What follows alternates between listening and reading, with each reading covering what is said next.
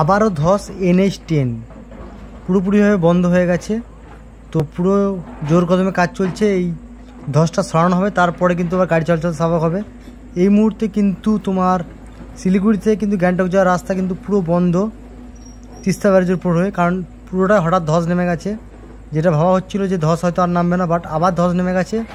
এই ধসটা সরানোর পরেই কিন্তু মানে গাড়িগুলো আবার গ্যাংটক যাবে। তো বুঝতে পারছো দু সাইডে কিন্তু প্রচুর গাড়ি দাঁড়িয়ে পড়েছে, প্রচুর গাড়ি কিন্তু লাইন দাঁড়িয়ে পড়েছে। অনেকক্ষণ ধরে কাজ হচ্ছে, অলরেডি দুটো JCB কাজ করছে।